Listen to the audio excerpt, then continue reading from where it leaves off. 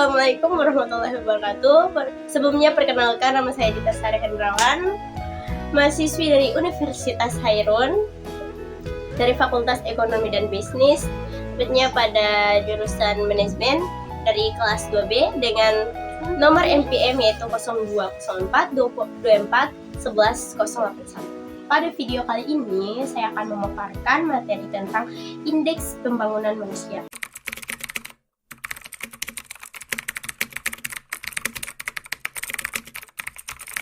Nah, sebelum kita masuk lebih jauh tentang materi indeks pembangunan manusia, tentunya kita harus tahu dulu apa sih pengertian dari indeks pembangunan manusia. Indeks pembangunan manusia atau lebih sering disebut dengan IPM adalah sebuah indikator yang menunjukkan pengembangan terutama dalam pembangunan sumber daya manusia.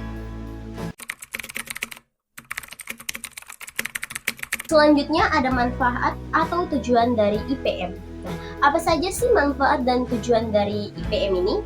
Nah, manfaat dan tujuan dari IPM ini yang pertama yaitu merupakan indikator penting untuk mengukur keberhasilan dalam upaya membangun kualitas hidup masyarakat.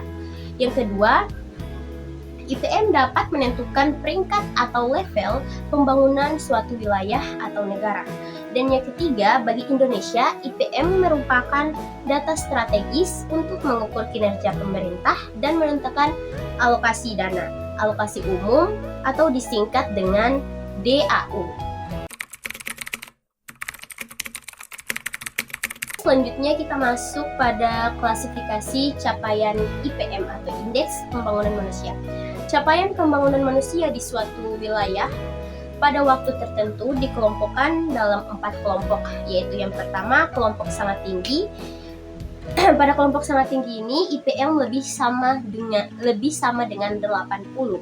Kemudian kelompok tinggi dengan IPM antara 70 hingga 80.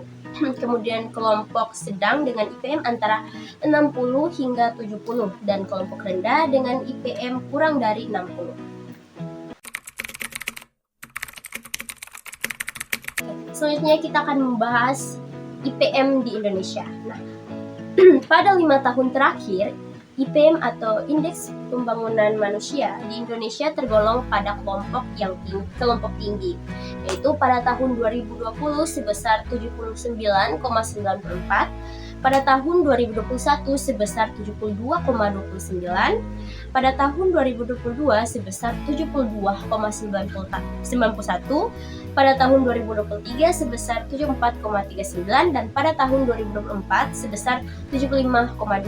Nah, dari data ini terlihat bahwa dalam 5 tahun terakhir IPM di Indonesia selalu mengalami kenaikan. Selanjutnya di sini kita akan membahas tentang dimensi dasar Indeks Pembangunan Manusia atau IPM.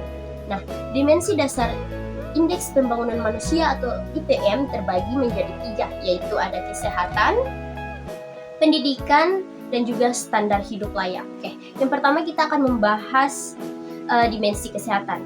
Dimensi kesehatan yaitu angka harapan hidup.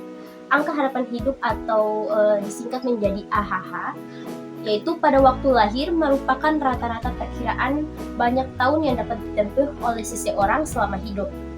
Nah, di sini saya sudah mengumpulkan data harapan hidup baik laki-laki maupun perempuan di Indonesia yang telah berkembang dari tahun 2020 hingga 2024. Data ini saya ambil dari laman websitenya Data Statistik.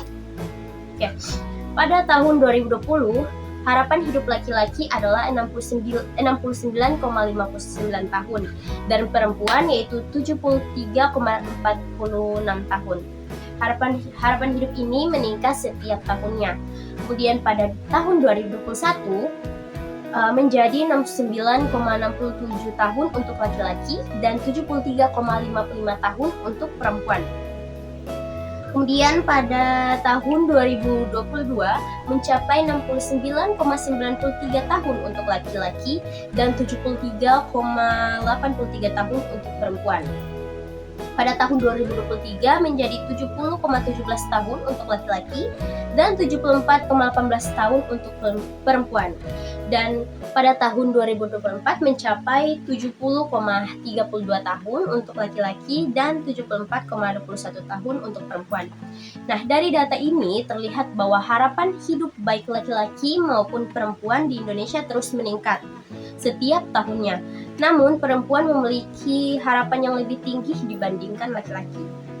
Kompetensi dasar IPM yang kedua yaitu ada pendidikan. Nah, pendidikan rata-rata lama sekolah atau RLS dan harapan lama sekolah atau HLS adalah indikator yang menyusun dimensi pengetahuan. Nah, yang pertama kita akan bahas RLS yaitu rata-rata lama sekolah. RLS atau rata-rata lama sekolah yaitu untuk mengukur jumlah tahun pendidikan formal yang telah dijalani oleh individu yang berusia 25 tahun ke atas. Sedangkan HLS atau harapan lama sekolah yaitu harapan lamanya tahun pendidikan yang akan dijalani oleh seorang anak berusia 7 tahun di masa yang akan datang.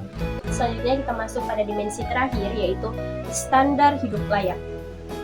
Standar hidup layak yaitu pengeluaran per kapita yang disesuaikan. Pengeluaran per kapita adalah biaya yang dikeluarkan untuk konsumsi anggota rumah tangga pada periode tertentu. Sebagai sebuah indikator yang sangat penting, IPM atau Indeks Pembangunan Manusia memberikan gambaran yang komprehensif tentang kualitas hidup masyarakat di suatu wilayah atau negara. Dengan memahami IPM, kita dapat melihat seberapa jauh kita telah berkembang dan apa yang masih perlu kita tingkatkan. Baik, mungkin itu saja pemaparan materi tentang Indeks Pembangunan Manusia yang dapat saya sampaikan. Mohon maaf jika ada kesalahan maupun kekurangan. Sekian dari saya. Assalamualaikum warahmatullahi wabarakatuh. Bye!